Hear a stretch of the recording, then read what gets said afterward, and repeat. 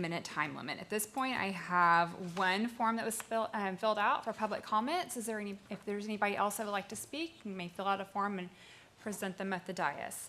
I'd like to call Ms. Lila Knight to the podium, please.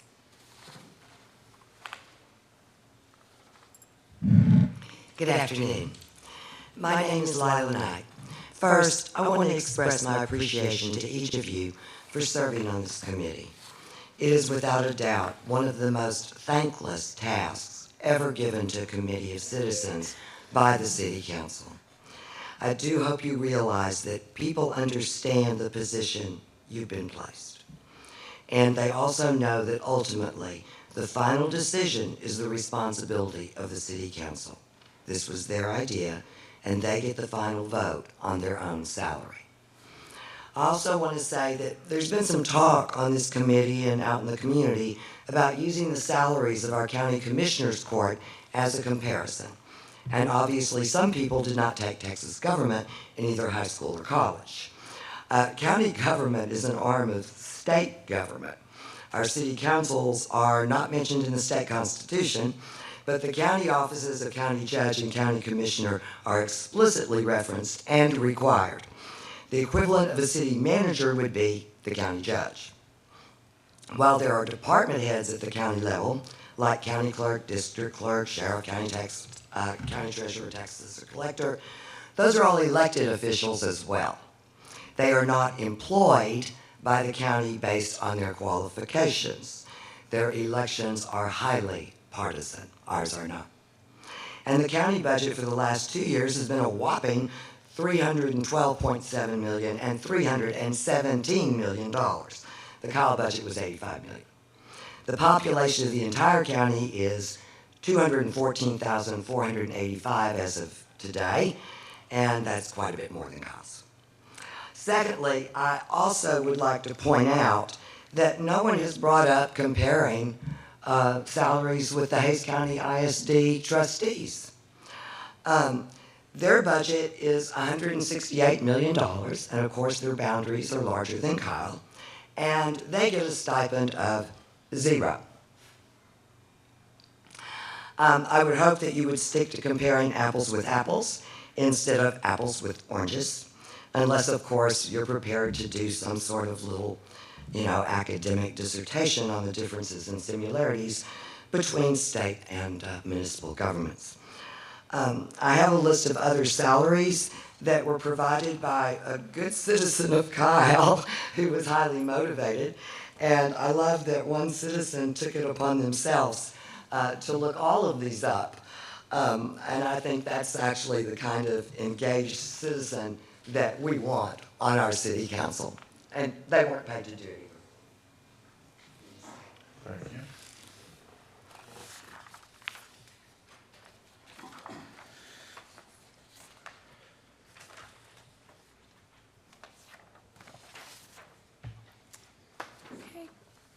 I do not have any other citizens sign up to speak, so at this time I will close the citizen comment period. Okay. Next up on our agenda is discussion and possible action, approval of minutes of the April 2nd, 2019 Compensation Committee meeting. Those were distributed prior to our meeting. I'm hoping that everybody has had a chance to review those, and if so, I would entertain a motion for acceptance.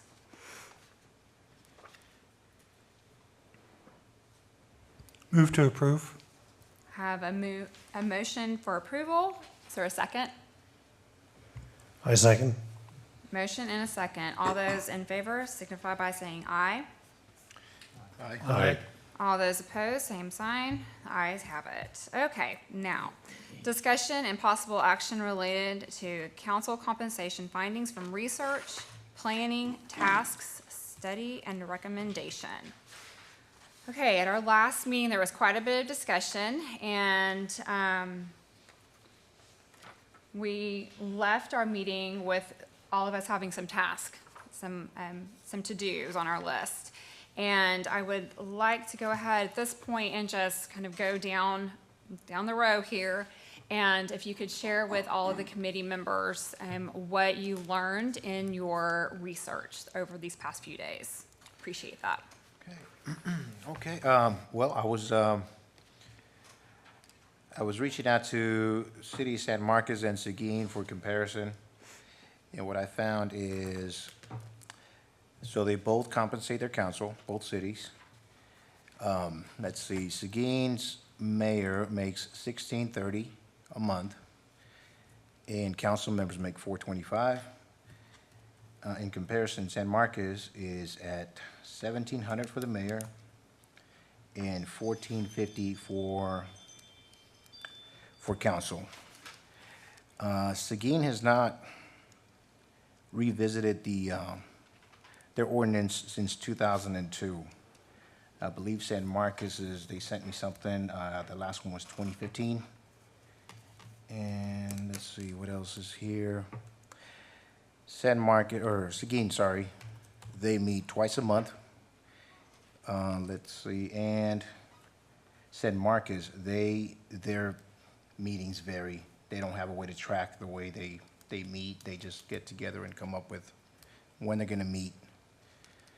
And both cities, they didn't have any opposition when they approved the compensation for their council. There was no negative feedback or anything like that, according to the city secretaries.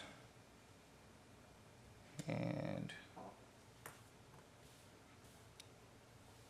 that's pretty much all they gave me. And then they gave me copies of their compensation ordinances. What was the council compensation for Seguin again? $425, And then the mayor was $1,630? $1,630. Okay.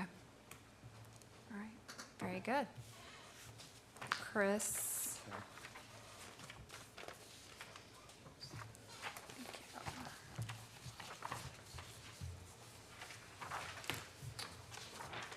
So I was told to look into the Round Rock area and Georgetown areas. We'll start with Round Rock. Round Rock compensates the mayor $1,000, the city council $750, and they each get a $200 vehicle allowance and eligible for the health plan that the city provides. It was last amended in 2007. When asked if they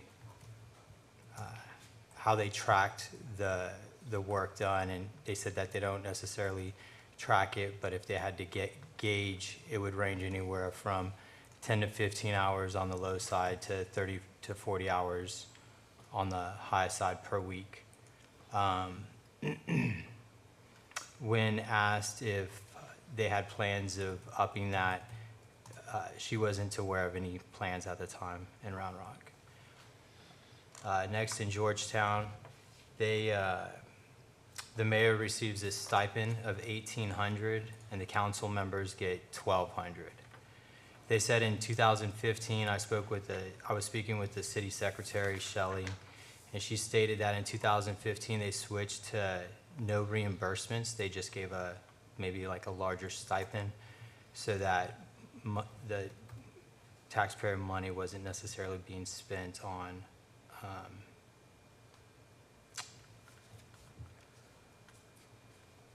expenses, on council member or mayor expenses. They were just given a flat rate.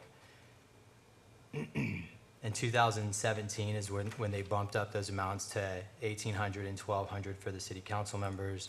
And when asked if they planned on upping those numbers this year when meeting, she stated that they were unsure at this time, but it hasn't really been brought up, so. Okay, thank you. I was asked to contact the cities of New Braunfels as well as the city of Hutto.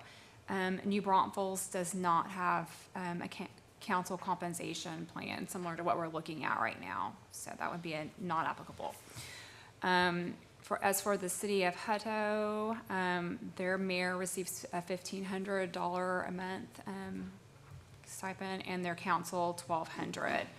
I was really unable to to ask. I know we came up with a lot of great questions, but I was unable to ask those. I put those in a nice email, but it was considered an open records request, and they are not obligated to answer those types of questions via open records request. So that's all I got, 1,500 and 1,200. So Pete, you're up. Okay, I was asked to contact Frisco and Allen. For Frisco, all I kept getting was a series of recordings on an answering machine whenever I called, and never got a return call. Also never got a returned email from an email request. I did do some independent research, however, and as far as I can tell, the mayor of Frisco receives 500 a month, city council people receive 350. Allen, I was a little bit more successful. I had a nice conversation with Shelley George, who's the city secretary there. Their mayor receives $625 a month. Council receives $375 a month. That compensation is based on what they said was an average from a salary survey they did of comparable cities. That salary, the $625, $375, was established in FY 2010, so almost a decade ago. And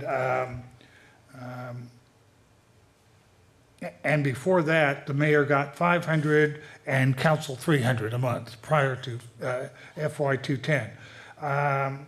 There is no discussion right now ongoing about changing these levels, but she told me that these salaries are reviewed annually. There has been absolutely no reaction from the public about the salaries. And she said the mayor spends about 30 hours a week on city business events. Council managers average roughly 15.5 members a week. Since I couldn't contact Frisco, I did contact the city of Southlake and spoke to their city secretary, which is another growing city up there. And she said that there is no compensation for council and mayor in Southlake. Plano, by the way, is $1,400 for the mayor, $1,000 for city council. Throw that in as a bonus. Okay. Sorry, I'm just typing in.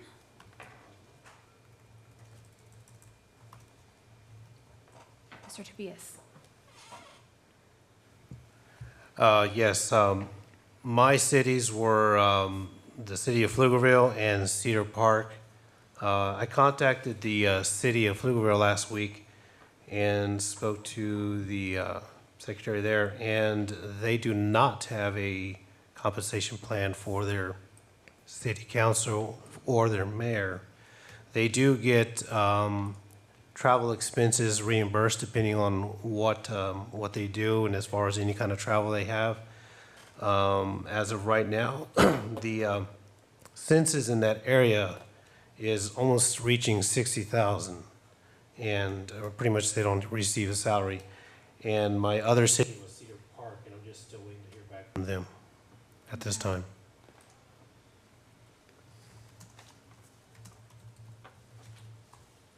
Okay. So we got quite, there's a, I guess from our research, one thing we can Wesley or say for sure is that cities do it differently. So it's kind of all over the board. There's no one right way. There's not a formula.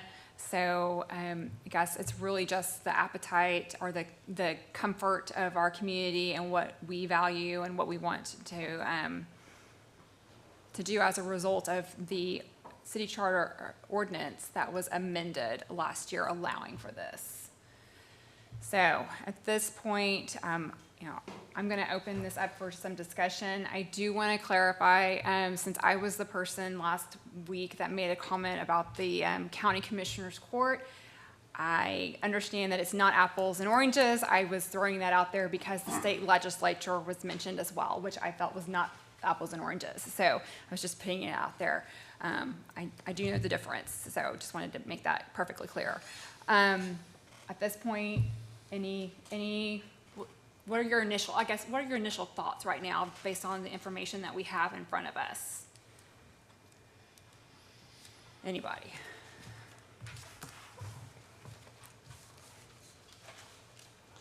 I can start by saying I did pull some information for each of these cities and looking at their census information, because I know that that was a discussion point last week, talking about where they were, where they've gone, and kind of that trajectory of growth that everybody's on, and kind of looking at some communities that are similar to us.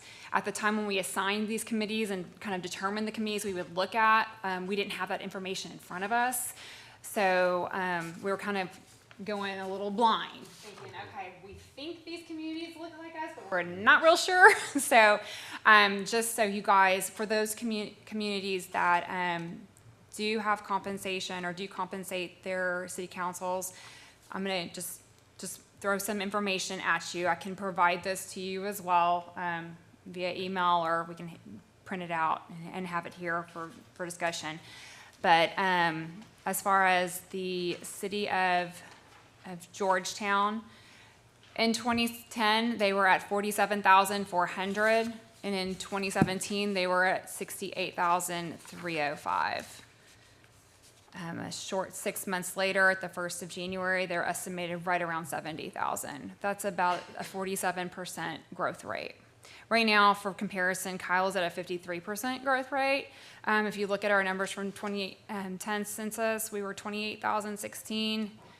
And again, then in January 1 of 2018, estimated to be 42,889, which we know is already out of date. I mean, we know we've grown, but this is the best information that we have at this point, and this is from the Texas Data Center that's housed out of UTSA, I believe.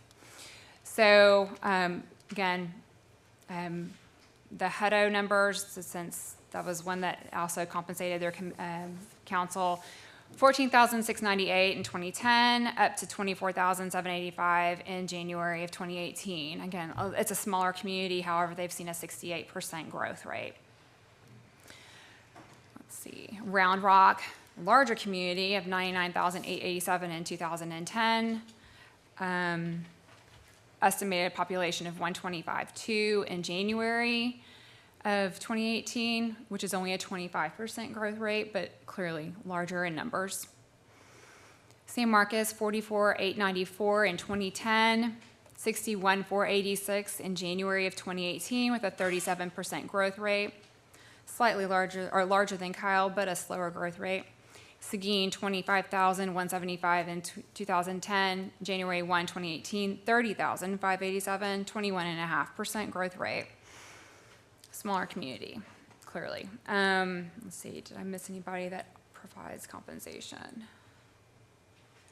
Allen, 84,246 in 2010, up to 102,683 in January of 2018, 21.9% growth. So really, in looking at a growth rate, the community that's probably most comparable to us at this point is, of the communities we looked at, is Hutto. But they're growing faster than we are. Again, that was just one data point y'all wanted, we had discussed. You look like you want to say something, Pete. Well, I'm just remembering back when I was a young kid before anybody in this room was born, my mom telling me, just because all the other kids are doing it doesn't mean you have to do it too. One of her variations was that if all the other kids are going to jump off the side of a cliff, does that mean you're going to do it too? My point is, I'm not sure that I want to base anything on what other cities are doing. In fact, just the opposite. I want other cities to be looking at Kyle and saying, hey, Kyle is the leader, they're the innovator, maybe we should be emulating them.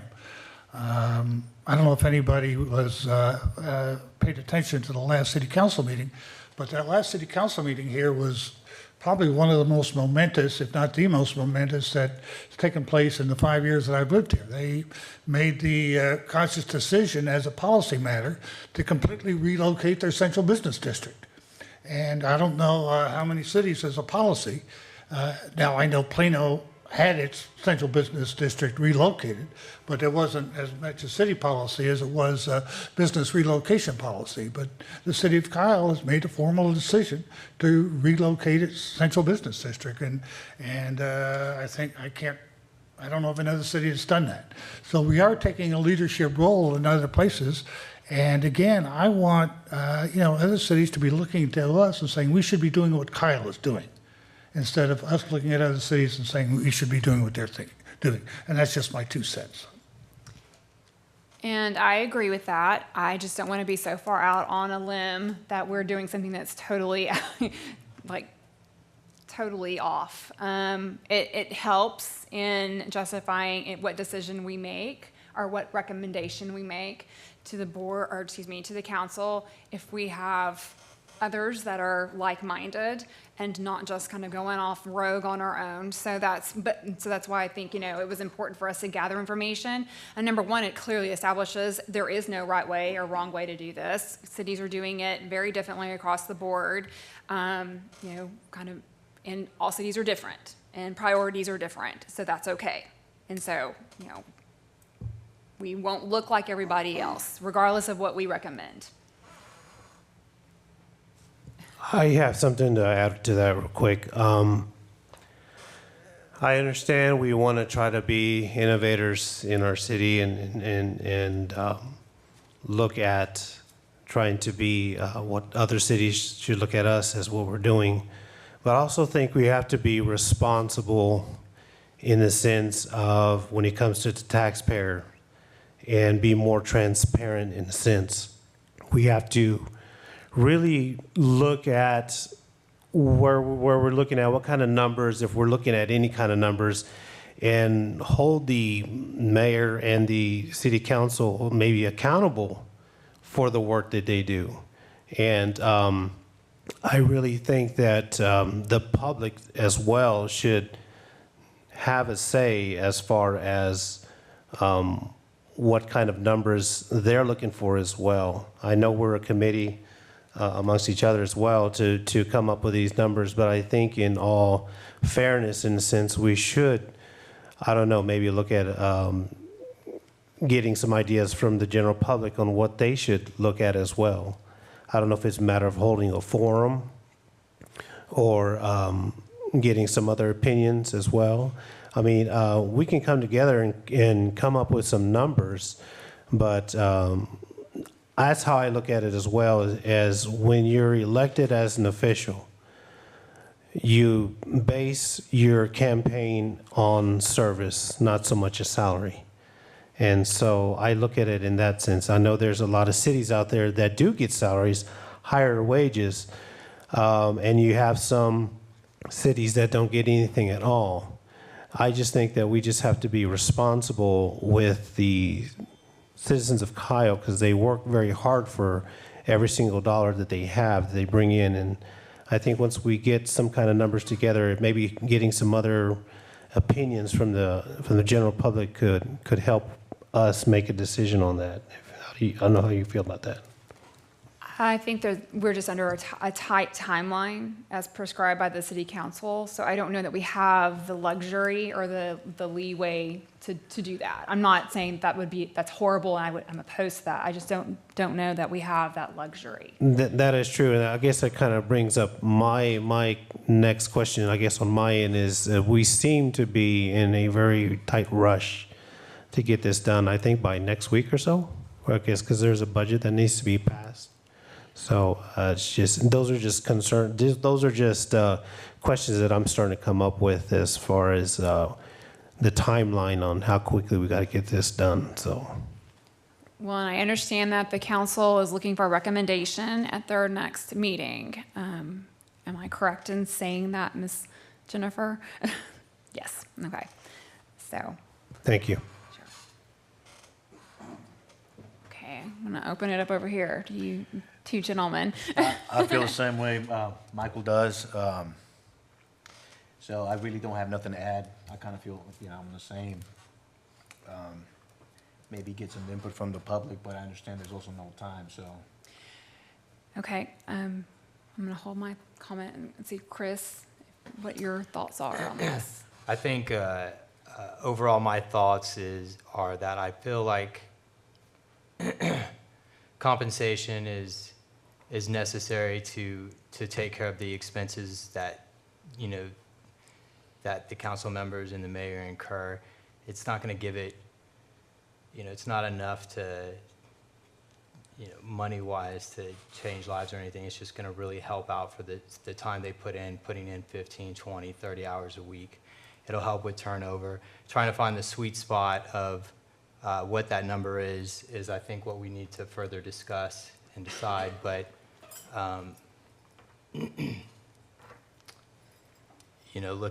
looking at some of these numbers, it seems there's, with some of these growing cities, that's kind of a range between, the 1,200 and 2,000 mark for mayor, and maybe 750 to 1,200, 1,500 mark for city council, without any real new information of updated wages or compensation plans. These are all somewhat a few years old, or not been amended recently. So that's mine. Okay. Okay, so again, I understand there is concern about the timeline that we're on and wanting to gather more information from citizens of Kyle and their comments, or excuse me, their feelings towards the subject. Again, I don't know that we have that luxury, so we are going to be asked to come up with a recommendation and present that to the city council. And, we need to prepare to do that. And it's ultimately, as Ms. Knight pointed out in her comments, it is ultimately the city council's decision whether they accept that recommendation or not, or I guess they have the ability to turn us back and say, no, come up with something different. I don't know what latitude they have at that point. As Mr. Tobias said, they need to put something together in order to at least, for the budget, and that budgeting process is starting. It will be starting probably, I believe, in earnest in May, and definitely by June, they'll be in the thick of it. So timing is such right now that they need to have something that they can plug into the budget and see what that looks like. So all that being said, I guess at this point, given the data that we have, also we did, for those that are here and viewing online, or excuse me, on television, we did request information from Texas Municipal League to see what all cities across the state of Texas do. And their data, unfortunately, is pretty old. It came back from 2010. So they did a survey back in 2010, although at that time there were still a number of cities that did compensate their council. Again, it was all over the board, very much like this little sample that we pulled together for this information tonight. So again, there's no like silver bullet. I guess I'm just saying to point out that there's no right way to do this. And I want to thank those of my colleagues up here that took time to call and talk to these people and get these answers from them. So like I said, mine, when I called and talked to them, didn't want to talk to me. So I couldn't understand why. But I do appreciate y'all taking time out of your days to get that information pulled together for us for consideration this evening. So with that being said,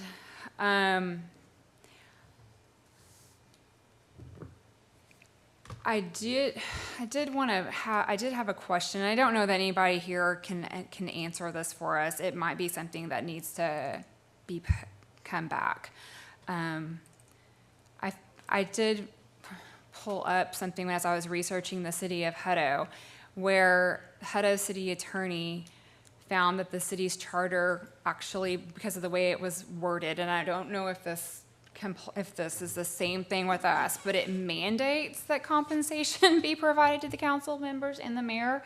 And that if they did not compensate, they would be in violation of the Texas State Constitution if they failed to provide a reasonable compensation. Now, I guess reasonable is left to the eye of the beholder.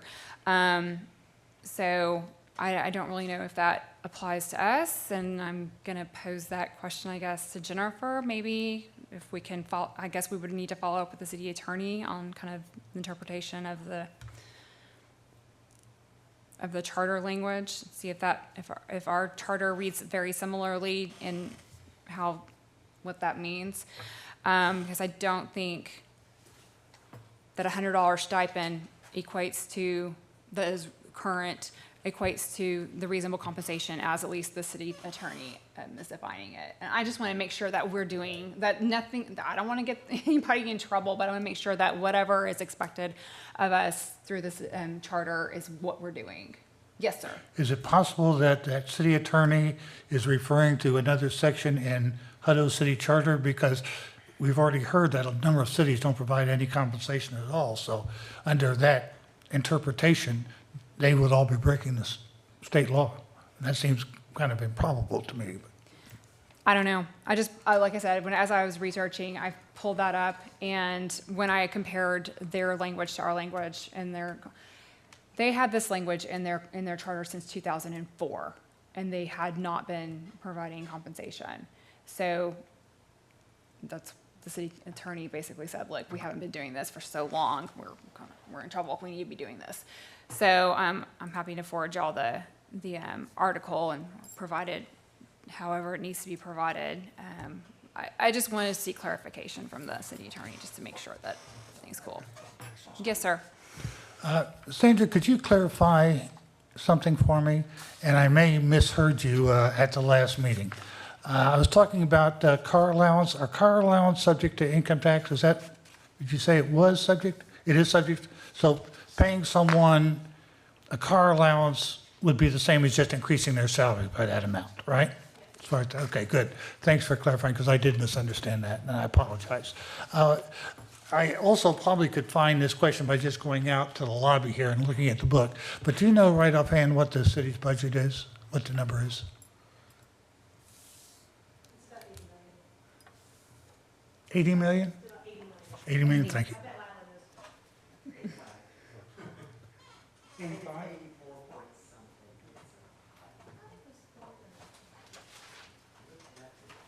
It's like 79.1 and it's somewhere between 80 and 85 million.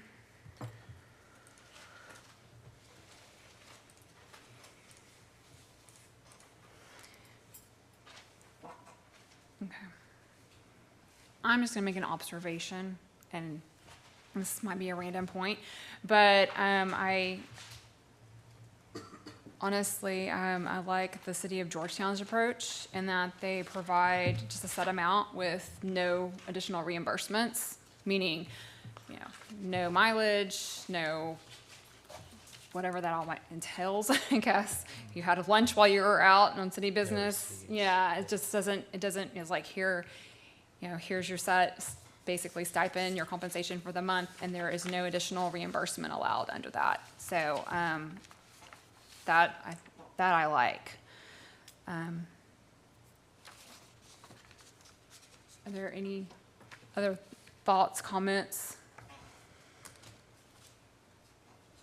before we start considering what it is exactly we're going to recommend?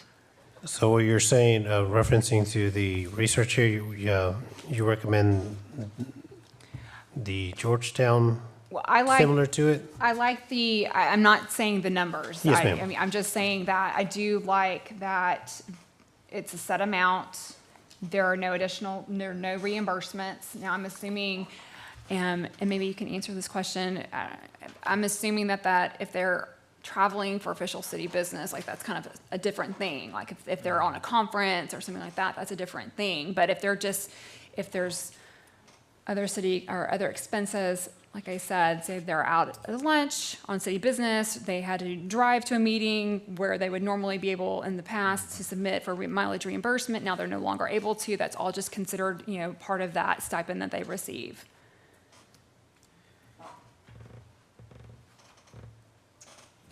And That I way think you don't- since the last meeting, I'm sorry, all we have as far as our mayor and city council is the 200. 200 and They- 100. Plus, but they don't have anything as far as any travel expenses or any car allowance, or that would be just under any kind of expenses That they would be that'd reimbursed. be reimbursed.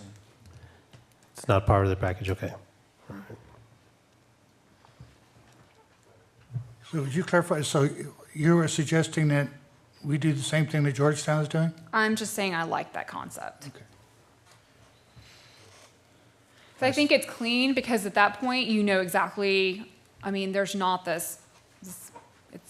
think it's transparent, I guess. I I second think it's that. cleaner than you have these add-ons potentially. Yes, sir. I could live with that. I would love, though, to include that section B that he has under the Round Rock he submitted. Just that sentence. And that sentence states, "The mayor and members of the city council shall be entitled to benefits on the same basis as all other city employees." Define benefits. Since you had the conversation with them. So this is their official document. Okay. She didn't, when we spoke,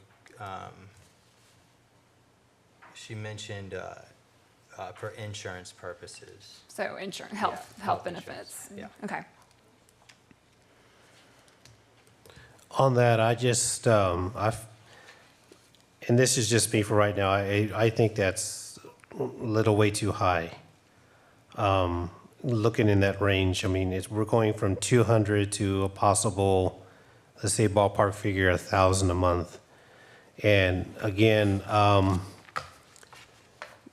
how can we keep track if that's, again, I don't know if Round Rock or Georgetown keeps track of the hours that they put in as far as the mayor and city council, but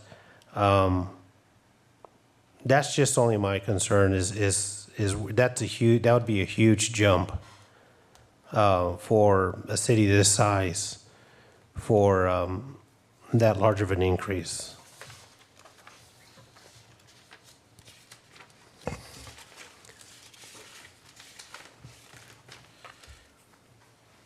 Okay.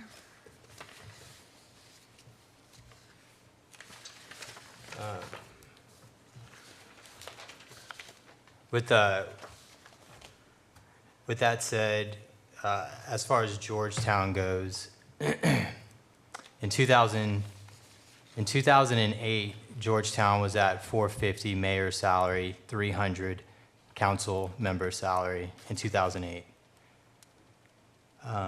In 2010, they kept it the same. In 2012, they bumped it up to 550, 400. In 2015, they bumped it up to 1,100 mayor, 800 council member, and then now is, when it was revised in 2017, now it's at 1,800 for the mayor and 1,400 for council. So, you know, they started in '97 getting paid more than what our mayor and council do now, and have continued to increase, so. Okay. Thank you, Chris. Madam Chair? Yes, Pete. Just for the record, I just did some rough calculations, and if we adapted that, it would only come to 0.4% of the entire city budget, which seems to me somewhat negligible.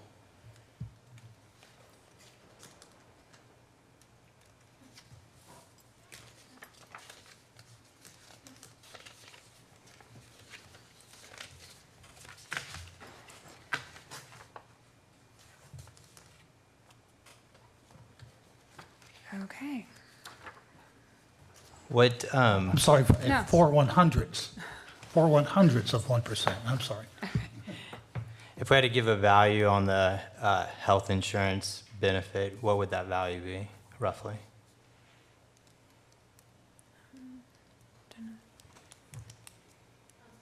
Oh, I was just asking if we had to give a value on health insurance.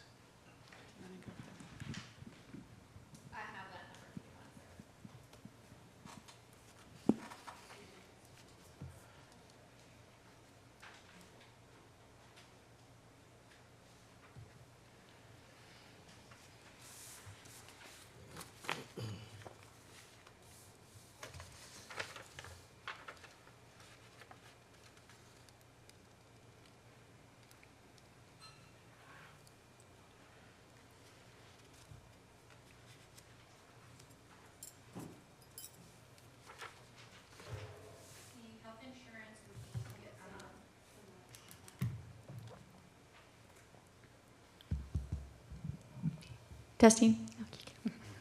Sandra Duran, Human Resources Director for the record. But it depends on what we're basing, what the salary is. The last meeting that we had, you had given a $15 per hour figure.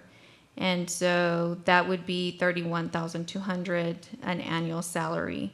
So based on that, the health insurance would be $7,000 roughly. So if you base it on a $31,000 But even I think the $15 was not, we weren't annualizing that to be a 2080 hours. So, I mean, if we didn't use 2080 hours, say we used 1040 hours instead, is that still the same? As long as there is requirements in order for the employee to be covered, so they have to be full-time. So as long as the city council member is considered a full-time employee. So depending on, you still have to calculate an annual salary for them. Okay. Sandra? Yes, sir.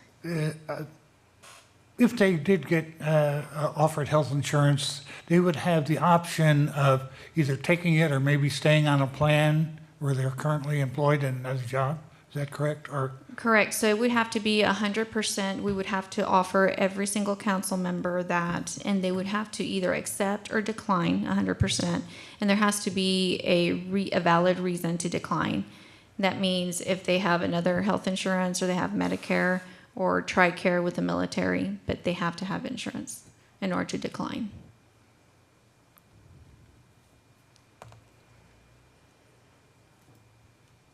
Okay. Any other questions for Sandra while she's at the podium? Thank you. You're welcome.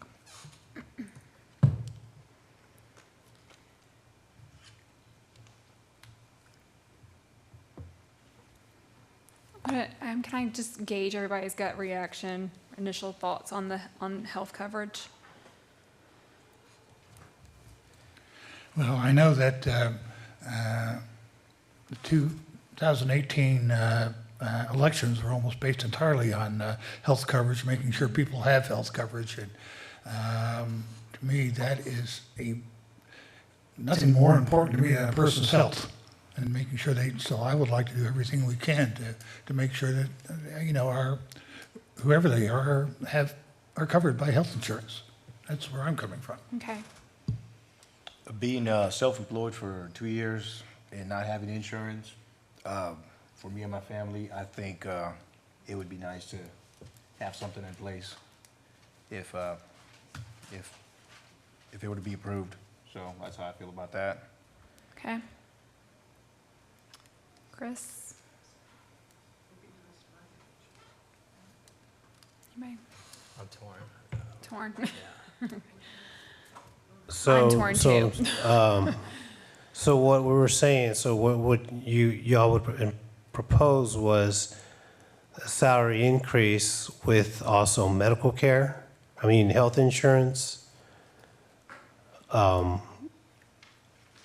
if these individuals have their a full-time job or part-time job as well? I'm just still having a hard time understanding this. I'm just maybe just new to this, but No. If someone had a full-time job that had benefits or was covered by a spouse, So- then they could decline. They just Okay. have to, in order to decline, they have to have coverage somewhere else. okay.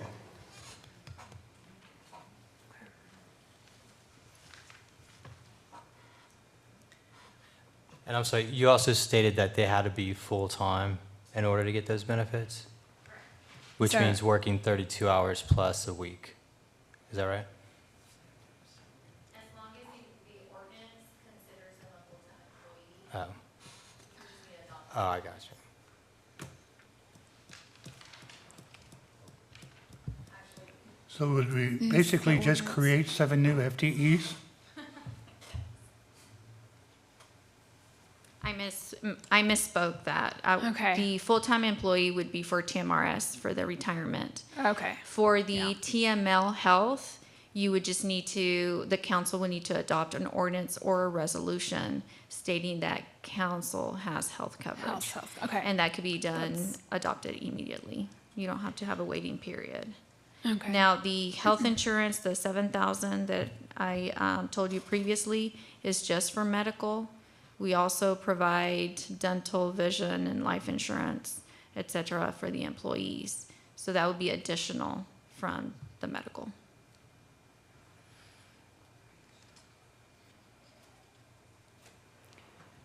But there's also a deduction for that insurance, right? The council member will have to pay their Their deductible, is that what you're talking about?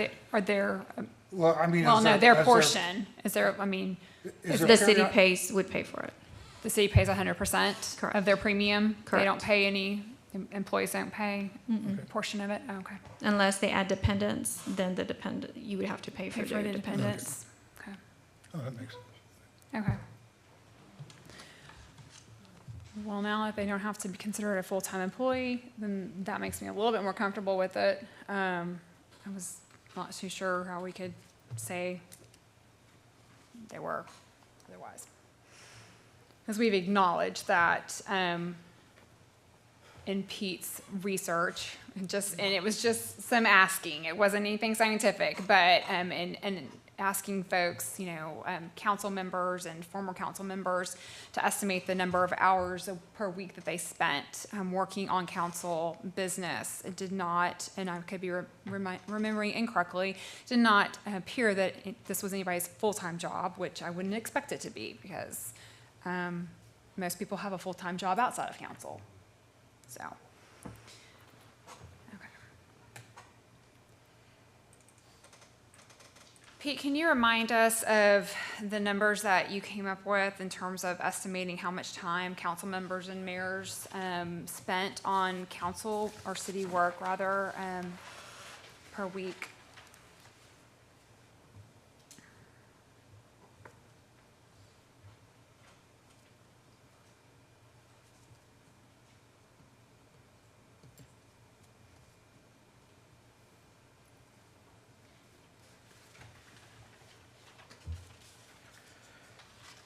And I'm sorry for putting you on the spot. Apologize. It ranged, without giving away specific numbers, it ranged between 45 hours a week and 15 hours a week. Wow, okay. And I don't want to give, And we understand that. Thank you. Okay.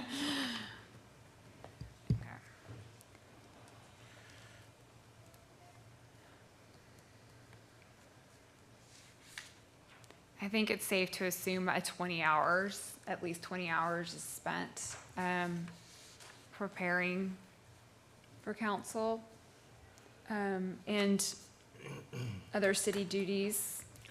I'm thinking, I say that, I don't know what I'm basing that on.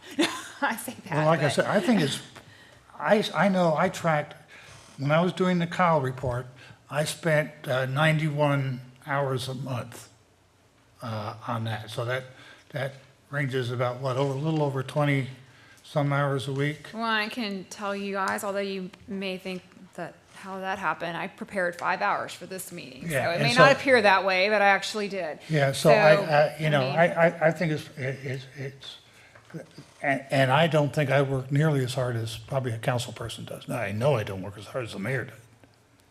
But that was what I tracked my time at 91 hours a week, or 91 hours a month for the Cal report, which is a little over A 20. little over 20. Yeah. So I'm going to ask, my fellow committee members, think about how much time you spent in preparing for this meeting this evening, and just extrapolate that to what our council members must be doing for their meetings. And they have workshops, and there are other functions that they're attending on behalf of the city and representing the city on a very regular basis.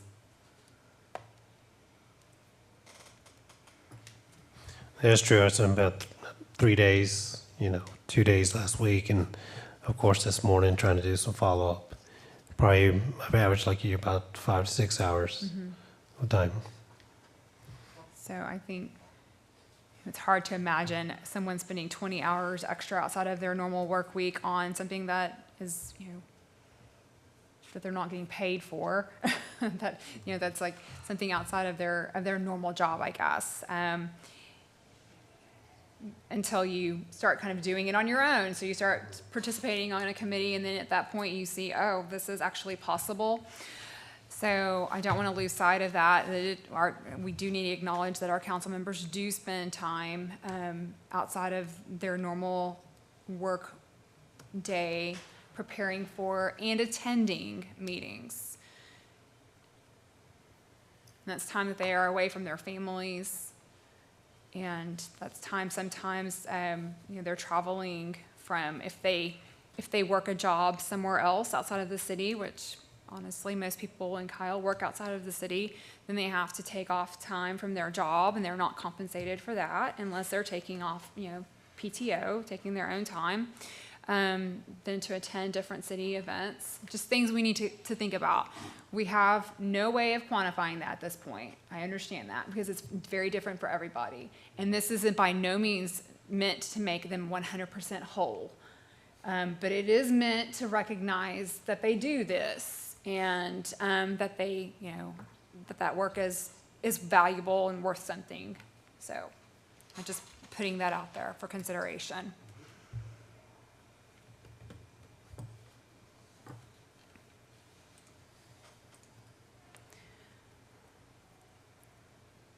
So we can start thinking about if we were to recommend a number to the council, what that number might look like.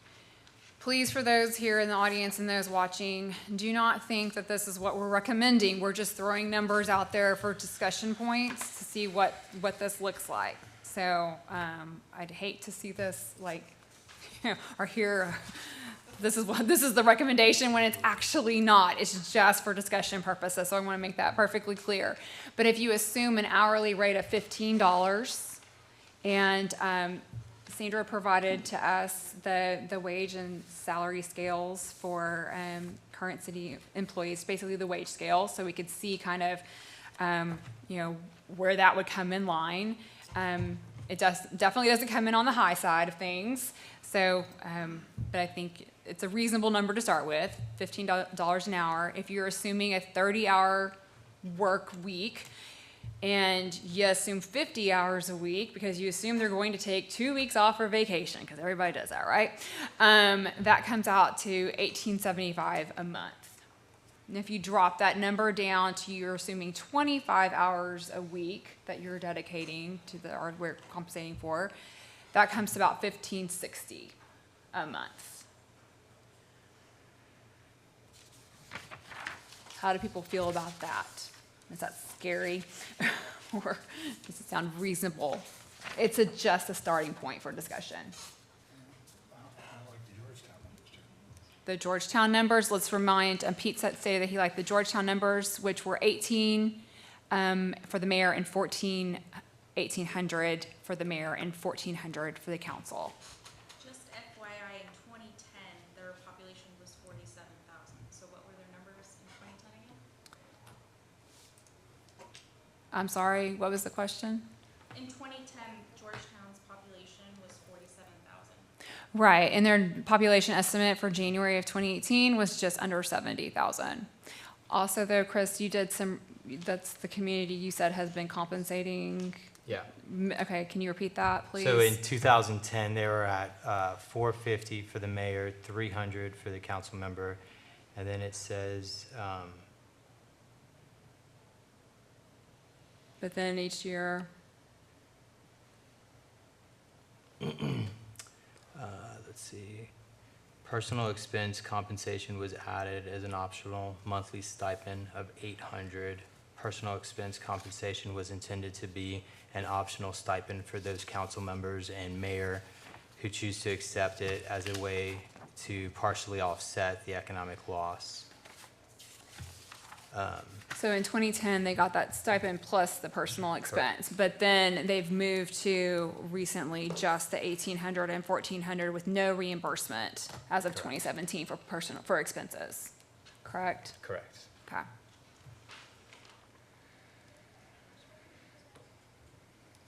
Which means they're not submitting mileage, or they're not submitting meal reimbursements and things like that. Correct.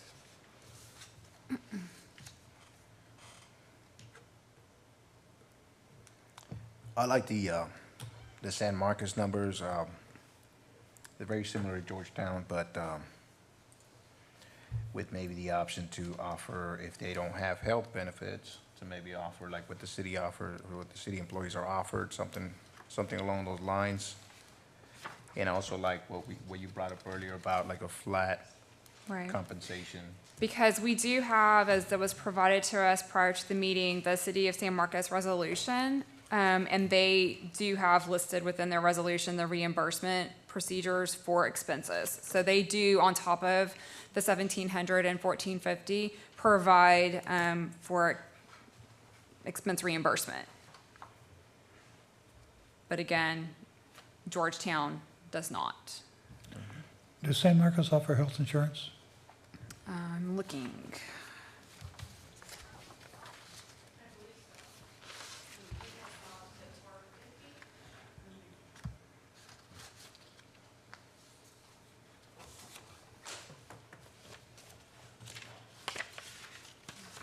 I don't know. Okay.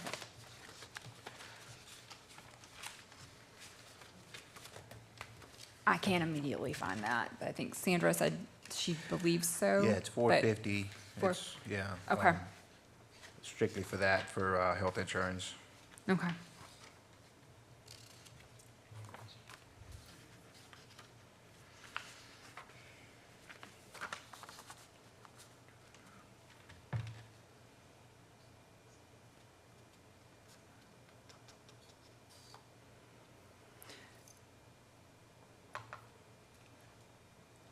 And if we consider leaving in expense reimbursement, I guess this question is for Jennifer, perhaps. As stated in the San Marcos ordinance, or resolution rather, Part 7, and I'm just asking if we required this something similar, the city of Kyle requires something similar. Part 7 states reporting of individual council member expense activity, and so it states a summary of each council member's expense activity will be posted on the city website each quarter. The summary will show all expense activity in the travel and compensation accounts for each council member and show budget used and budget remaining for the current fiscal year. Do we do anything similar to that presently? Presently, we don't, except that our finance department does publish our check registers, and so if a reimbursement check was provided to a council member, a member of the public could, You kind of have to hunt for it. It's not like compiled into a nice little report. Okay.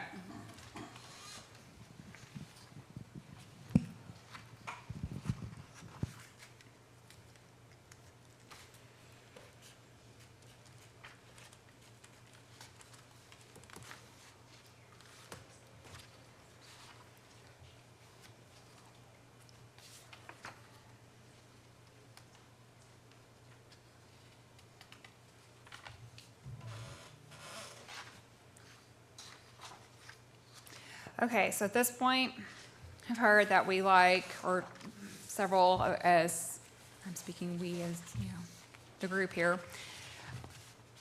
like the San Marcos amounts, similarly like Georgetown, so, as well as considering including healthcare and also no reimbursements for expenses, as in the Georgetown model.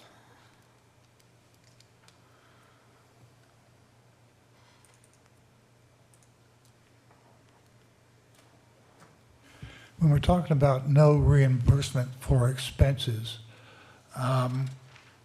if, for example, our mayor got to attend the U.S. Conference of Mayors, would he have to pay for that out of his own pocket?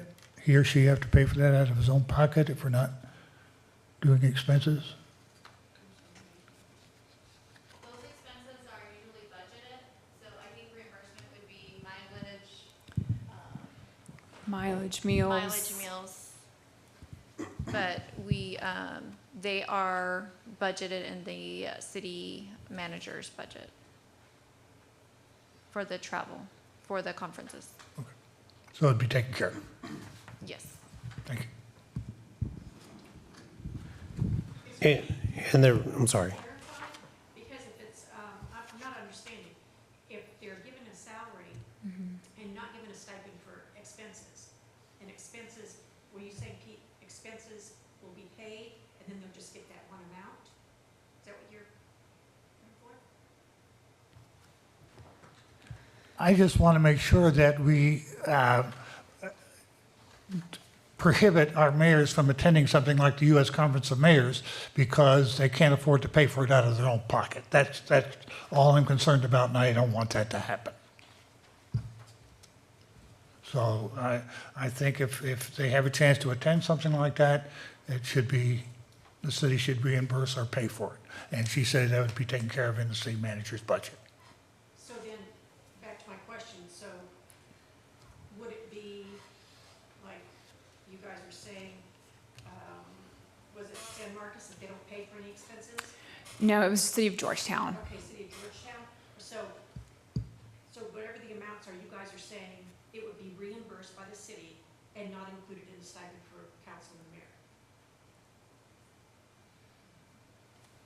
I don't think I'm understanding the question. It would just be a Sorry. stipend, no reimbursement. No reimbursement. No mileage So or if- meals is what we're Like you suggesting. said, if he, say he ran out of his, maybe I'm supposed to ask, but if he ran out of his money, you know, earlier in the whatever, he wouldn't be able to go to that thing in DC.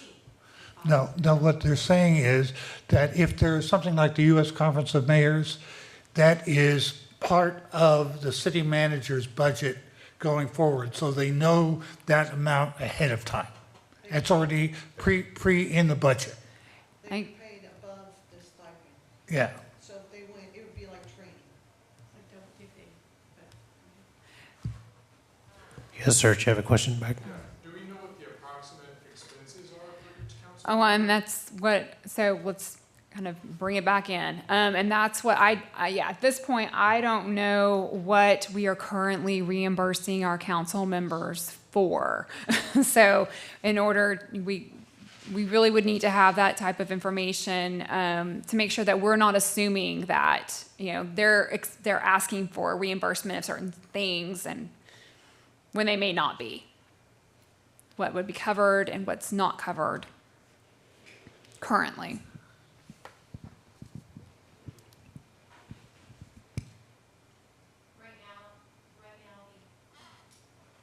It was on? Okay. Right now, council members do get reimbursed for the meals and the mileage For just, for attending meetings or going to conferences, for being in business, doing business, city of Kyle city business. So in that case, say if they had a lunch meeting to discuss XYZ, well, they wouldn't have a lunch meeting, but I mean, if the mayor met with, I mean, give me an example. I'm just trying An to. example of the meals that I have seen is when they actually go to a conference, and so they have lunch or dinner, then that would be reimbursed. Okay. But travel expenses associated with the conference or in order Would to be airfare. airfare and then Mileage. hotel stay Yes. to get, for them to attend, that's just a budgeted expense under the city manager's budget Correct. currently? Correct. Yeah, I've got a question. It's something that Ms. Knight brought up at the last meeting, and I've been badgering council members on for 5 years, and that's town hall meetings. You know, where I come from, a city council person holds 3 budget town hall meetings in the month of August alone.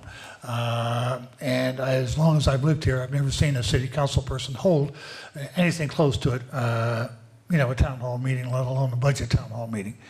And one of the reasons I get for it is the expense of it. So if a council person wanted to, let's say, rent out the library at a public school or something like that, provide bottled water for constituents to show up, could that expense be reimbursable? If it was, I don't know the answer. I would say that yes, but it would have to be in the budget. If it's not in the budget, then they would have to either make an amendment, which they usually don't make amendments, but they would have to get it from another line item. So is there currently an expense reimbursement policy? Yes, in the ma'am. city? Okay. And that applies to not only city employees, but also the council, or is there a special one for the council? I don't think there's a special one for the council. Something separate, okay. there's no, well, if we do this, there probably will be, but right now, there's no council line item in the budget? Or council's, Yes. mayor council there is. section? Okay. I would love to find a way to incentivize council people to hold town hall Town hall meetings. meetings.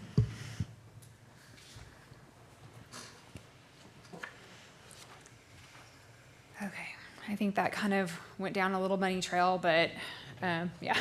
No, it's not, no, I'm not calling you out on that. I think it just went down a little trail about expense reimbursement, that it may be too far into the weeds for us at this point, because we don't have all the information. So I don't want to sit here and make assumptions that are based on, well, don't want to make recommendations based on assumptions. Let's just leave it at that. Okay. So at this point, we have quite a bit of information. Some that was provided by a caring Kyle citizen who's nameless, but thank you, whoever you are. We appreciate it. It falls in line with some of the information that we pulled up, so that's good. We're all playing kind of from the same song sheet. Just reminding everybody, we do have another meeting that we're going to have opportunity to discuss, or if there's some more additional information we'd like to gather between now and then we have a few days to do that. Okay, Yes, for sir. clarification, isn't that our final meeting? That is our final meeting. So at that meeting, don't we have to have something in writing that we have to vote on to recommend? We'll need a recommendation to be made. Okay, so what's going to be the procedure then at the next meeting to make sure we have something in writing that we can vote Yes, on? we're not done tonight. Yeah. So I'm just reminding everybody of the process, and for those that are kind of tuning in, to let them know that this is not the final meeting. We do have another meeting coming up, so that if we don't have a recommendation at the end of this time tonight, that means we're coming back together on Friday and going to make that recommendation early on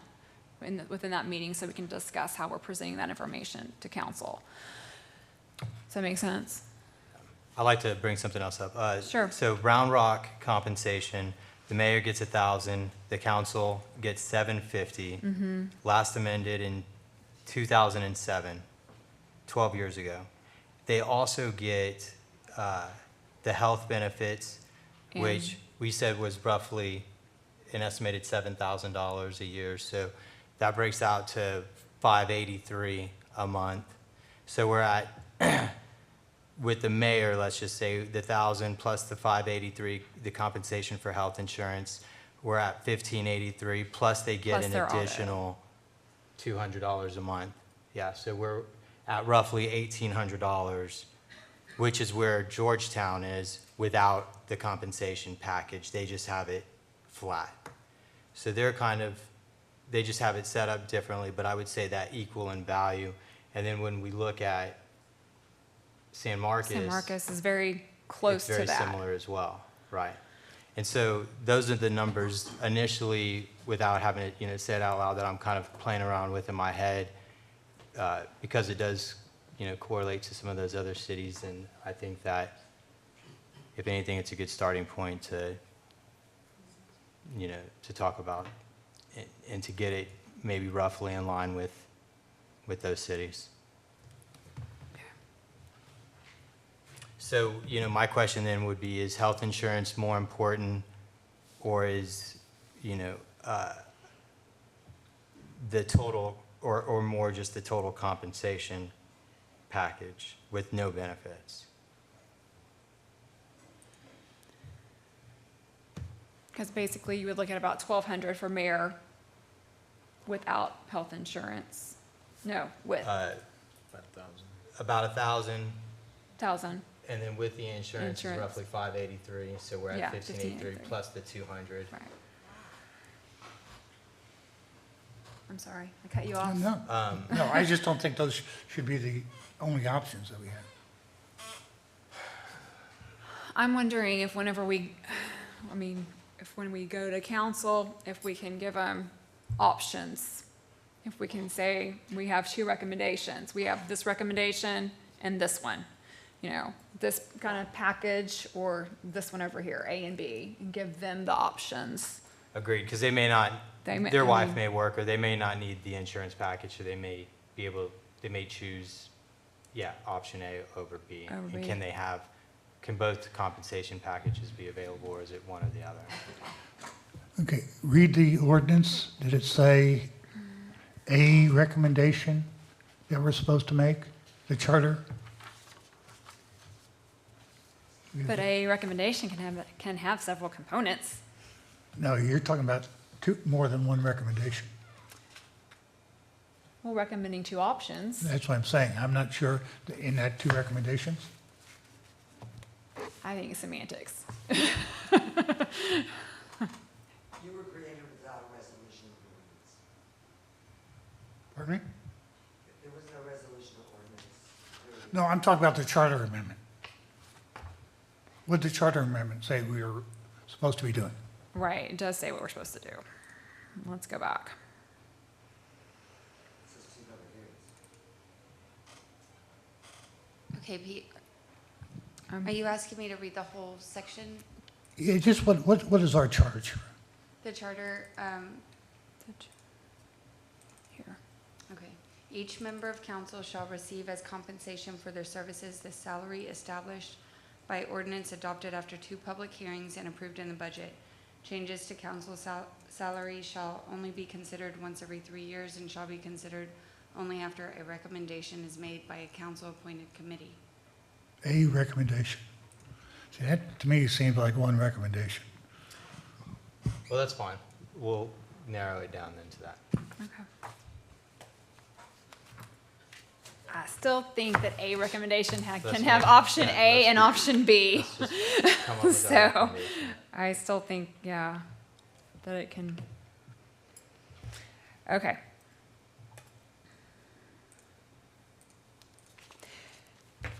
Do we believe that we have enough information to make a recommendation? Or is there still information lacking outside of getting input? Because I don't think we're gonna have time. We have the ability to do that from other citizens. And all citizens are invited to come Friday evening and provide comments. That is one way to get their input. But outside of doing that, do we think we have enough information at this point, given the research we've done on our own, the TML information, all the data that was provided, as well as information that was handed out this evening from one of our citizens? Do we think we have, I think we could get more information, but I don't know that it would change anything. I think it's still going to, that's my 2 cents, but I want to hear from you guys whether or not you feel comfortable, like you have enough data at this point. As far as the data, yes, I think what everybody's done a great job doing, getting numbers. And I think that's what we wanted from the beginning, was getting some numbers, some facts and figures on that. I know the public opinion and the forum was something separate, but as far as what we're going to go on, you're right. Well, this is the numbers that we have. This is what's current. This is what's been adopted by other cities. And we're just going to have to come up with a reasonable number for the council to put together on budget. Okay.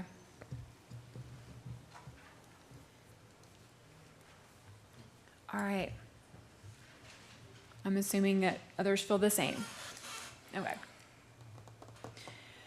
Okay, so let's then look back at this. So we have basically, there's two options. The way I see it is either we provide just the whole, the dollar amount without reimbursement of anything, or we break that out and provide a lower dollar amount along with health. And that's what health benefits. I don't Now think with- we really talked Yeah, about I a like- vehicle allowance, and I'm not, keen on that for whatever reason. I don't know, it just doesn't do anything for me. So, Yeah, I like the idea of coming up with, let's just come up with a number. I feel like that the council, that we feel council should be compensated, and a number that the mayor should be compensated, and then work back. I feel like then almost work backwards to some extent from there, saying, okay, well, with the insurance, then it would be this back that amount. out. Yeah. Okay. Because with the insurance, does the insurance fluctuate every year, go up and down? So that would also make a difference, correct? In any kind of compensation package? If we were to go with a salary or a number, and then we add the benefits, it just depends on the yearly insurance. Like I know some insurance go up every year, just like mine. And so that makes a big difference, especially when you got co-pays that go up as well, and so forth. Yeah, by average, 10%, I would say. Can it be 3%, it could be 15%, it just depends on the loss ratio, because all the claims, which now city council is gonna have claims, will determine what the rate is. And again, that assumes that the council members Choose to take the that. insurance. 'Cause not all of them, I venture to say, not all of them will.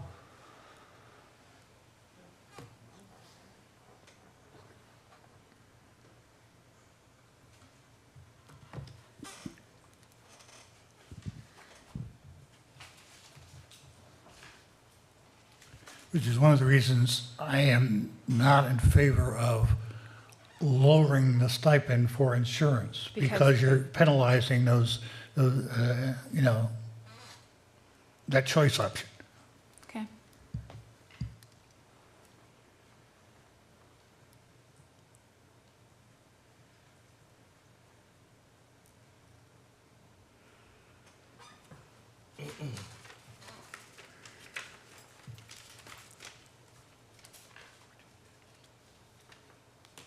Okay, well, hearing Mr. Tobias's very good point that insurance rates fluctuate annually, and Mr. Appel's comment about penalizing those that choose not to take the insurance, that leads me to be inclined to just come up with that one number. Flat number, Was that including insurance? without. I agree with that. You have, Agreed. I couldn't support that. I'm a big proponent of health insurance. I think it's very important, and I could not support a package that did not include the option for people to have health insurance. I just think it's too important. okay. I'm personally still open to discussion on that, and Okay. I think it is going to be based on what number we decided. Okay. Well, everybody on this committee gets a vote, so, I mean, we don't all have to agree on everything up front, and just when we come up with a recommendation, we all need to stand behind it, whatever the will of the committee is. Okay. So what's that number? What's that magic number? What are we thinking?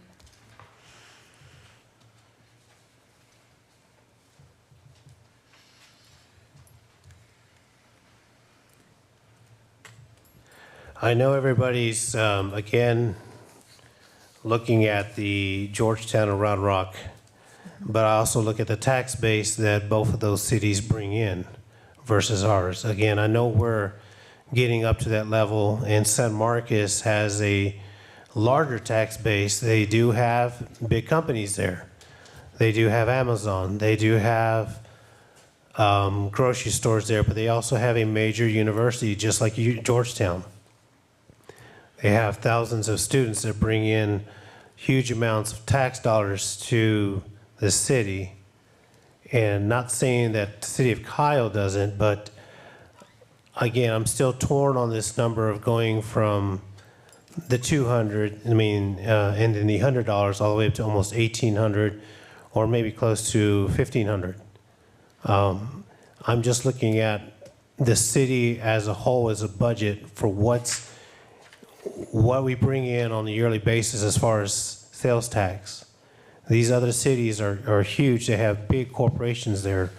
we have companies, but I'm not sure, again, I'm not very familiar with how the budget is here. I just want to make sure the decision we make on the number can justify the means as far as the taxes that we bring in for the mayor and city council. If you can kind of understand where I'm at.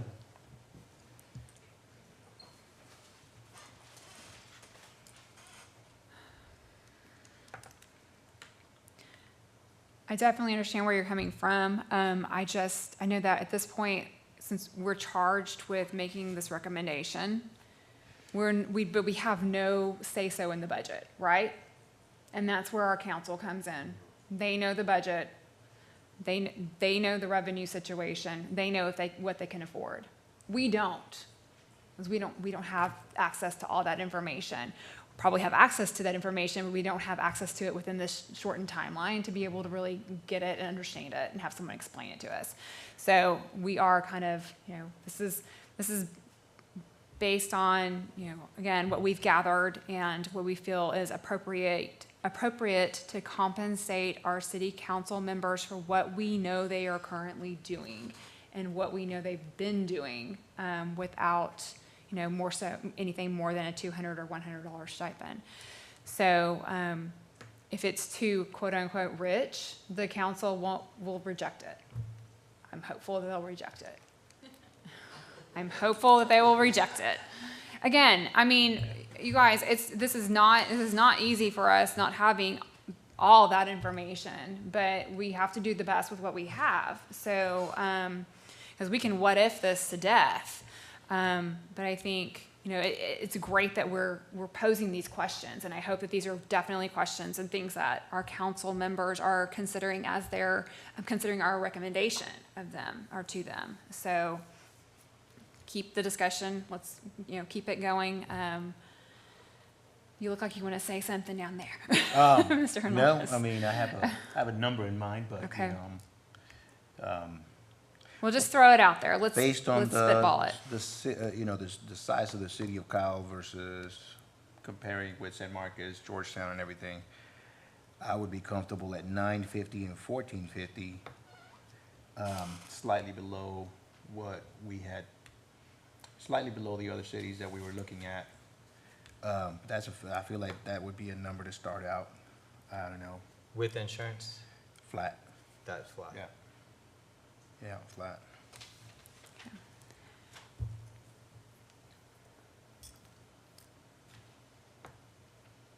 $9.50 and $14.50.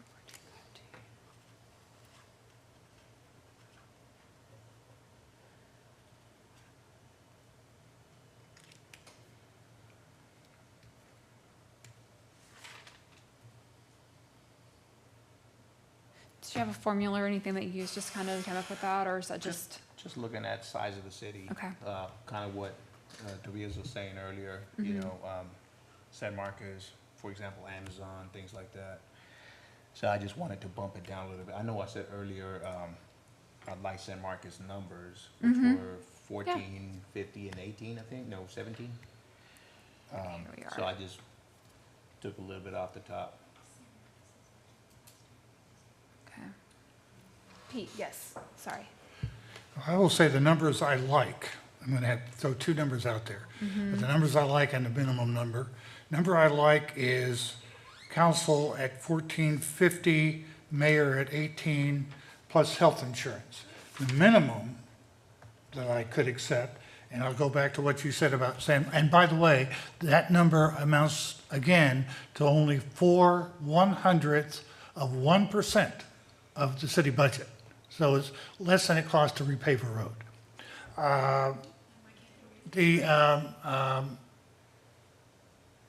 If you look at San Marcos, for example, our population is right now 69% of what San Marcos's population is. So if you look at 69% of their numbers, that to me comes out to 1175 for the mayor approximately and 1,000 for council members, and that would be the minimum that I could go for, and I would like health insurance included on both of those. I'm sorry, say the last numbers again. $1,175 for the mayor, $1,000 for city council members. And that is roughly 69% of what San Marcos people are being paid, and we are 69% of their population total. So that would be the minimum I could accept.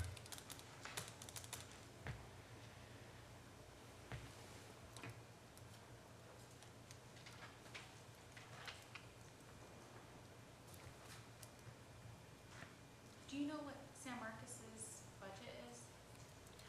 What their annual budget? No, I don't. Their annual budget? No, I don't. But I imagine significantly higher than the city of Cotton.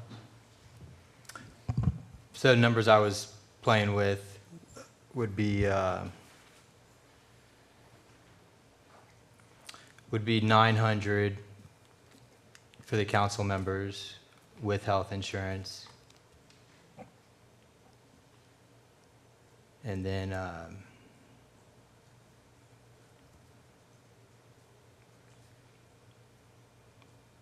and then 1,300 maybe for the mayor with health insurance.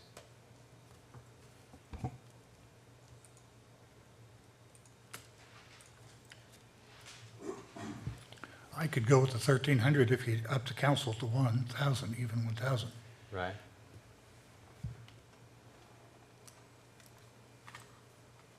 And that's with Health insurance. health insurance. Plus health. Correct. Plus.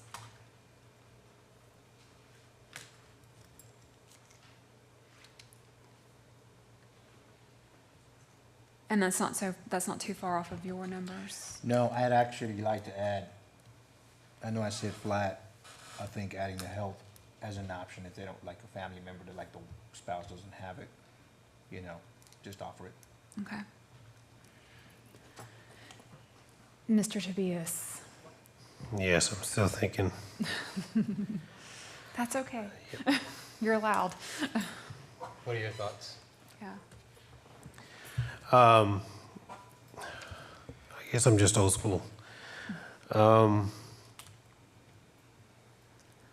the amount of hours that the mayor and the city council put in, and again, I'm trying to look at the whole big picture as far as what the city has as far as the type of work they would do. And again, I know I have the notion of service versus over the salary as just my leading factor. Because like I said, there's other cities out there, they're getting nothing. And I know we're comparing ourselves again to the larger cities that have, that are continuing to grow just like ours, but we're still at 45,000 citizens here. And I'm just trying to come up with a reasonable number. And I'm just going to put out there 800 for the mayor and 6 for the city council. 600. With insurance? Just a flat rate.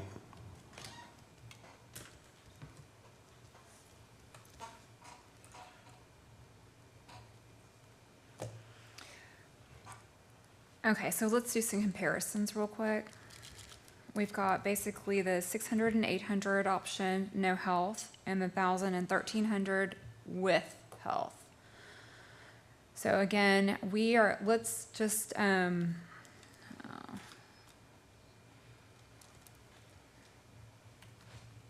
sorry, I'm doing some calculations real quick.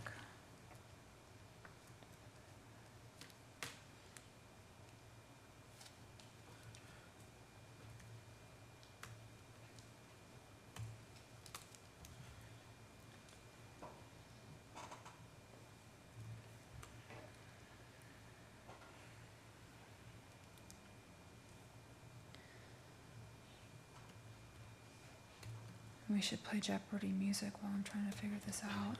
Da-na-na-na. Make it a little bit more entertaining, guys. Come on. Work with me.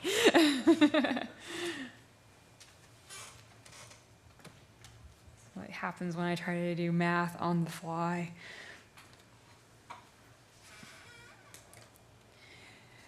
So if we had, okay, let me look at, because I take these one at a time. We'll look at the first option that was presented, the $1,000 and $1,300 option with the health. If we have $1,000 a month reimbursement, that's $12,000 annually.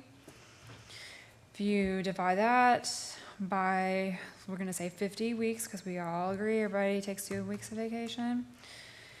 We are assuming that's not right. Trying to come up with the hourly rate, and that's not right.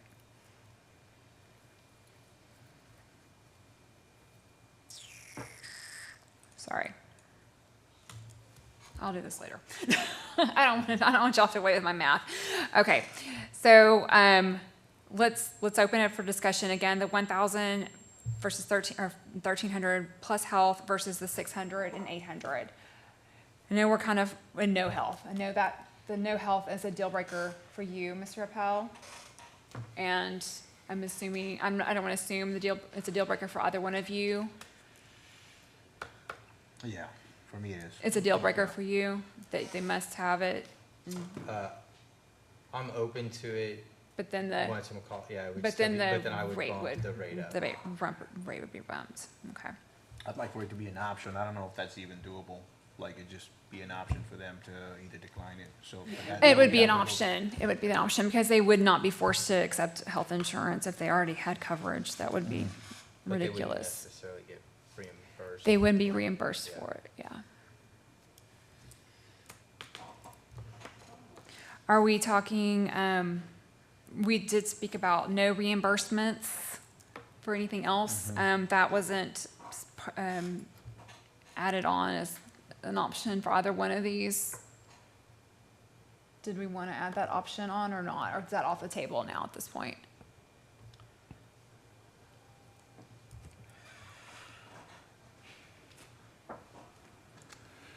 May I ask a question? Sandra, what's the, is there a state requirement for mileage, a state number for mileage? There's just a reimbursement rate. It's set by the federal government.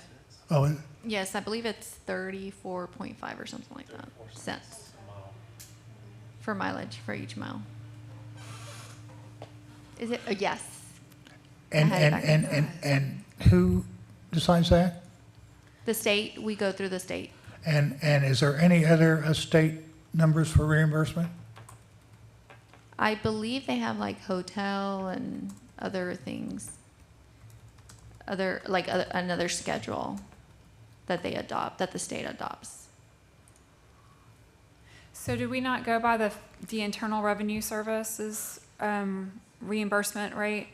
It's 58 cents per mile. That's why it's considerably lower or higher than the 34 cents. Yes, I'm sorry, I had that wrong. Okay, Yeah. just making sure. All right, so 58 cents per mile is according to the IRS.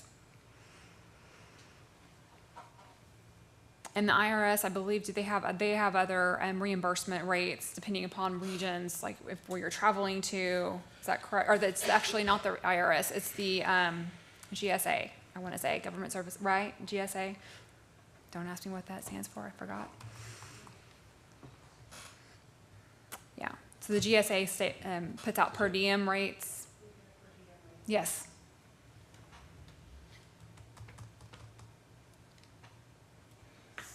My only concern is that, these council members probably, I know you don't drive much around Kyle, but they put some mileage on their car and wear and tear in their car. And that is job related, and I don't feel that should go unrecognized. I would like to see at least adhere to whatever the minimum standards are, whatever for reimbursement rates, whether IRS or GSA, whatever they are. But I'd hate to see people in their job function force them to get in their car and drive somewhere. If it's job related, that shouldn't be reimbursed. Right now, I believe they are being reimbursed for their mileage. Yeah, and so I would like to keep that. Okay. Whatever the current yeah, I was just, whatever it is now, I don't want to bump it up, but I just think it's fair Okay. if in the course of their their duties, that they have to do that, they bear some expense, that it should be reimbursed. Right, and that was a discussion point for having a higher, I believe, like a higher monthly stipend, is if it was a higher stipend, then there would be no reimbursement. It was kind of that, like we said, that Georgetown model. So I was just clarifying that at this point, that's not being considered because it was not brought up whenever these numbers were kind of pitched out here for discussion purposes. So I'm clear in that. That's off the table. Okay. And healthcare is on the table. Okay.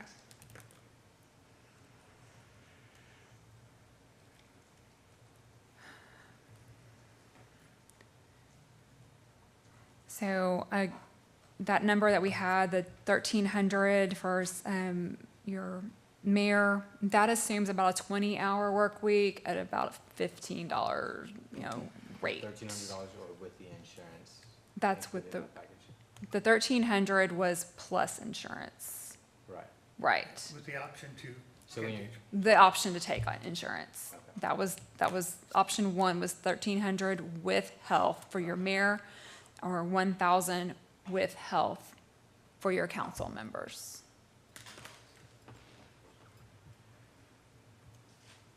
And that equates to about 15 hours spent per week on city work for the council members. That's kind of what it's basing these off of.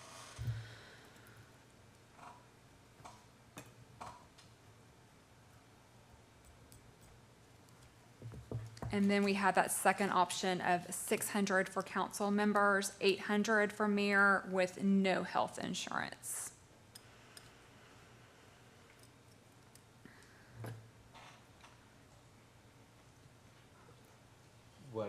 what's your opinion?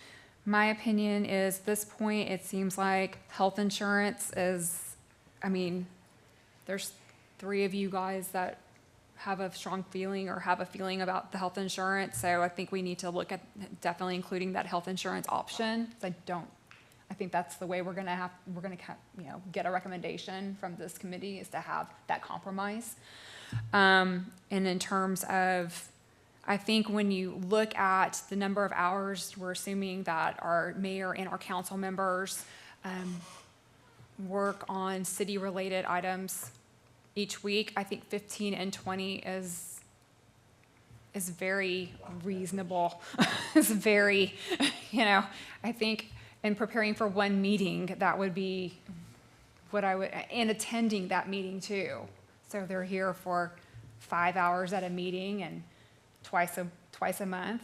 That's 10 hours just sitting in a meeting, in a city council meeting, not to mention if there's any other meetings that are called that month, or if they're representing the city at any function such as a groundbreaking or an announcement of some sort. So I think, again, their time is valuable, especially when they're called away from their normal 8 to 5 job in order to perform city duties.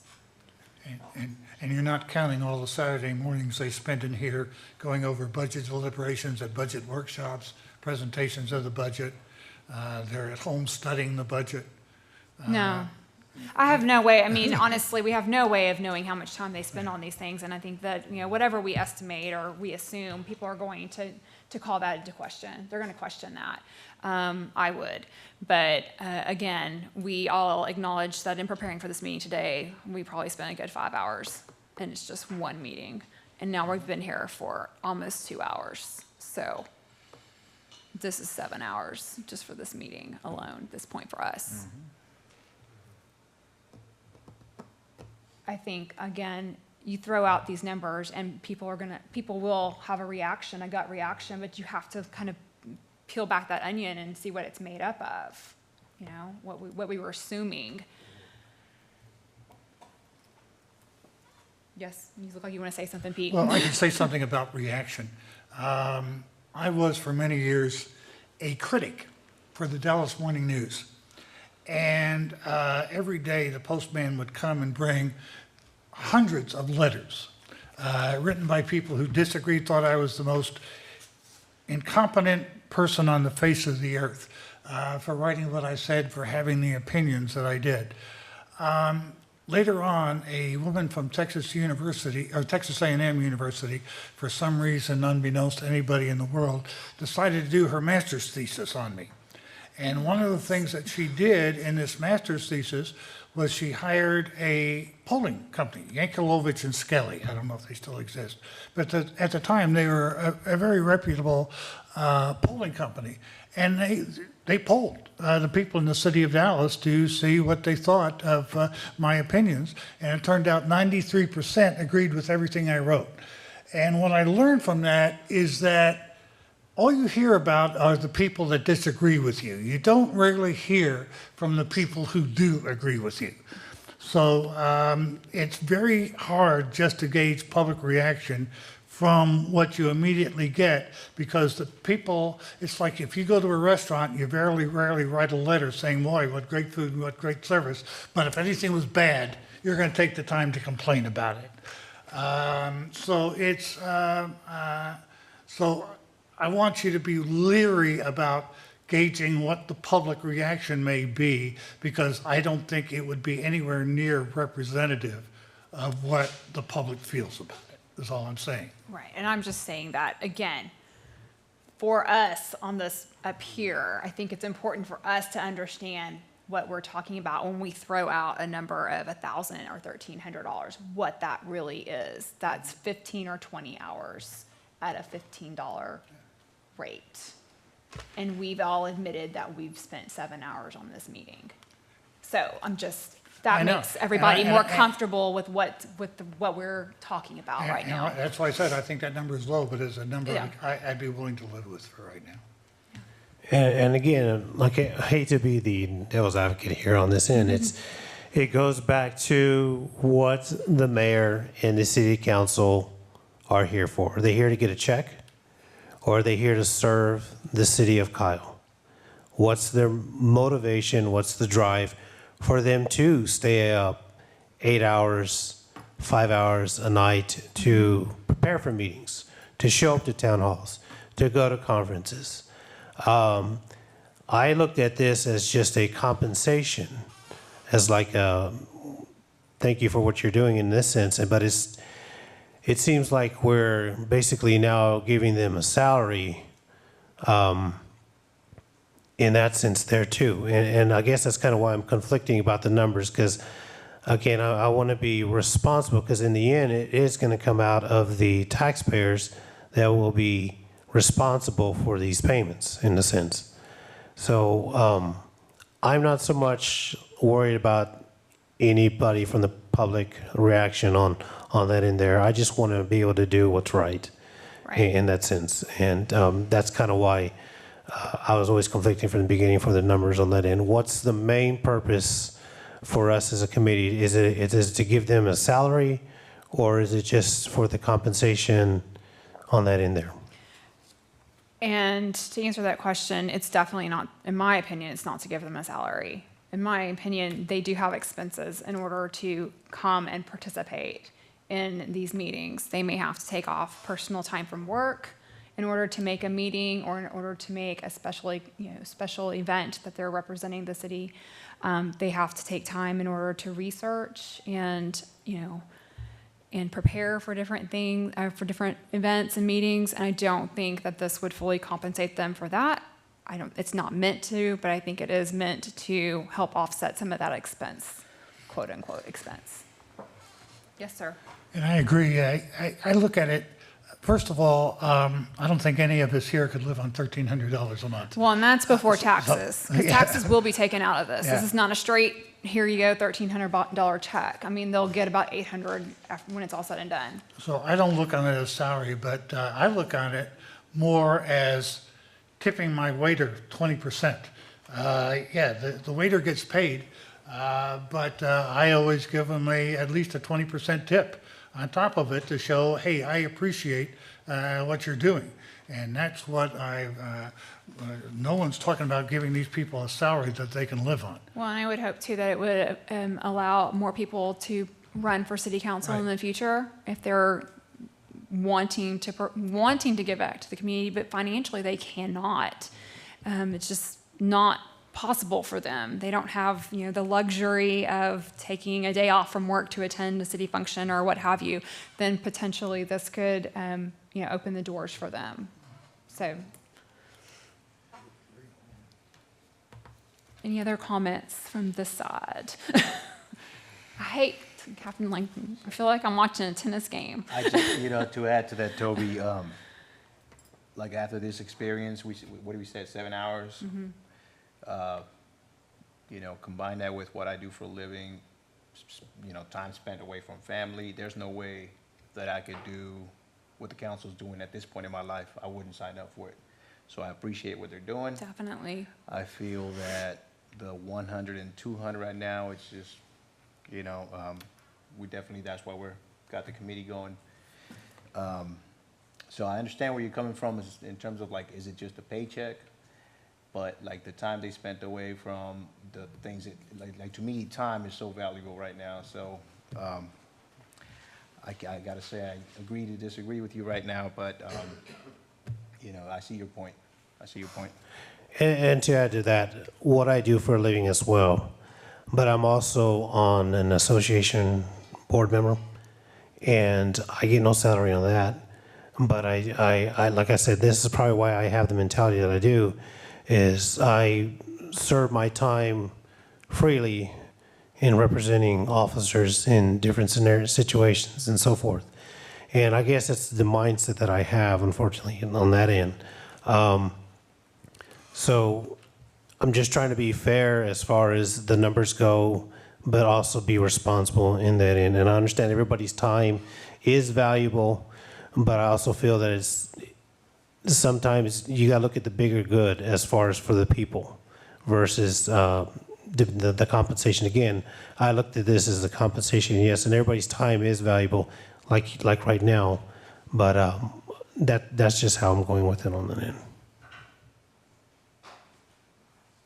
Did you want to say something, Mr. Appel? Yeah, would a formal motion be out of? No, I will entertain a motion. Okay, I'm going to move that this committee recommend that we establish a compensation level of $1,300 a month for the mayor, $1,000 a month for council people, plus the option to enroll in health insurance. We have a motion on the floor to establish compensation for the mayor at $1,000 per month, city council, it's $1,300 per month. I was reading the wrong number. Council members at $1,000 a month, as well as to offer health insurance options. Is there a second? I second that. There we have a motion and a second. Is there any more discussion?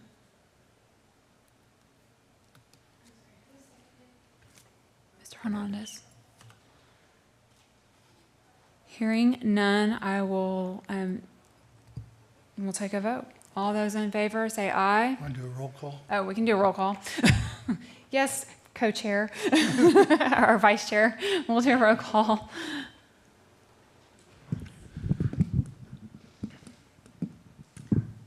Fugate, Yes. Hernandez, Yes. Apple, Aye, yes. Tobias, No. Tory, Yes. Okay. Looks like we have our recommendation. And Mr. Tobias, we all understand your position. Yes, ma'am. Thank Not you only so- understand it, yes, but respect We it. respect it. Yes, sir. Yes, very much so. So at this point, let's look back at our agenda, which mine is timed out on me since it's on my iPhone. Okay. Up next is discussion on items for our next agenda, which our next meeting, as a reminder, will be Friday at 5 o'clock. And at that point, we will be just finalizing our presentation, I guess. Yeah, I'll draft, I can draft something up, Yeah, and if we can just review it and make sure that we're all, that we've presented it, it's representative of what our discussions have been, and that we can stand together and recommend this. We'll also talk about just who's going to present and the presentation style at that point. So remember, we all have this on our calendar, so we're all going to be there, right? Yes, gentlemen? Yes. Okay, so that is our next agenda. It's just finalizing the presentation for next Tuesday night's council meeting. So at this point, if there's no further business to discuss. Yeah, I would just, go ahead, I'm sorry. I would just like to say what a pleasure it has been for me to serve with everybody on this committee. I think this is a great group, one of the best groups that I've ever been involved with. And I just want to say what a pleasure it has been for me to be a part of this group of individuals. Well, I'm going to echo those remarks. Clearly, we didn't all agree on everything, but we at least had a healthy discussion and it was respectful. And we all did our homework and brought that information and presented that to our fellow committee members. So that's always valuable to have some numbers and information to go on when you're trying to make a recommendation. So I appreciate that. Thank you, gentlemen, for doing that. So, any other comments? Hearing, go ahead. I just wanted to say thank you to Jennifer and Ms. Yes, Duran oh over yes, there city staff, for, because y'all responded for spending to your requests. time as well. Thank you. And y'all responded to numerous requests for information, so thank you, because they came from me. Appreciate that. Okay. Now, move to adjourn. We stand adjourned. Can I gavel us out? Okay. It's 7 o'clock Apple time. Thank y'all.